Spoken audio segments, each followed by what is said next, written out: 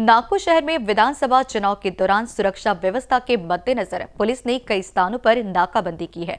इसी कड़ी में 15 नवंबर की रात को तहसील पुलिस ने मोमिनपुरा परिसर में नाकाबंदी लगाई थी। इस दौरान एक काले कलर की कार ने नाकाबंदी तोड़कर भागने की कोशिश की। बताया जा रहा है कि गाड़ी चालक ने नाकाबंदी से बचने के प्रयास में एक होटल की गली में गाड़ी घुसा दी, जिससे वहां खड़ी अन्य गाड़ियों को नुकसान हुआ है। इसके अलावा इस दुर्घटना में पुलिस कर्मियों और कुछ अन्य लोगों को भी चोट आई है। पुलिस ने त्वरित कार्रवाई करते हुए इस मामले में 3 लोगों को गिरफ्तार किया है। मामले की जांच जारी है और पुलिस इस बात का पता लगा रही है कि कार चालक ने नाकाबंदी तोड़ने का कदम क्यों उठाया। यह घटना नाकाबंदी के दौरान सुरक्षा इंतजामों को लेकर पुलिस की सतर्कता और जवाबदेही को भी उजागर करती है। दिनांक 16 नोव्हेंबर 2024 रोजी रात्री 1:30 वाजताच्या सुमारास मोमीनपुरा येथे तहसील पोलीस ठाण्याचे अधिकारी व अंमलदारांचं पथक वाहन चेकिंग करत असताना एक काळ्या रंगाची वेर्ना गाडी मोमीनपुरा चौकातून पास झाली। त्यावेळेस सदर वाहनाला थांबवण्याचा इशारा केला असता सदरची गाडी न थांबता पुढे भरधाव वेगात गेली।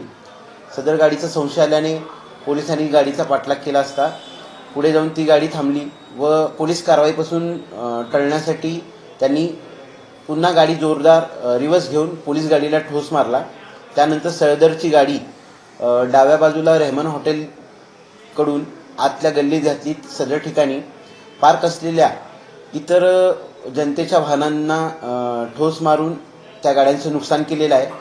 सदर याच्यामध्ये तहसील पोलीस स्टेशनचा एक बीट अंमलदार, बीट मार्शलचा अंमलदार तसेच स्थानिक रहिवासी जखमी झालेले आहेत। सदर प्रकरणी आरोपी ताब्यात घेण्यात आलेले असून त्यांच्यावर गुन्हा दाखल करण्यात आलेला आहे। पुढील कायदेशीर कारवाई सुरू आहे। गाडीमध्ये एकूण 4 इसम होते, त्यापैकी 3 इसम पोलिसांच्या ताब्यात आहेत।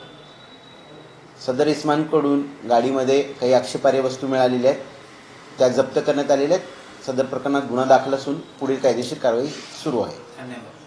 कैमरा पर्सन अखिलेश भारद्वाज के साथ अभिषेक पानसी की रिपोर्ट।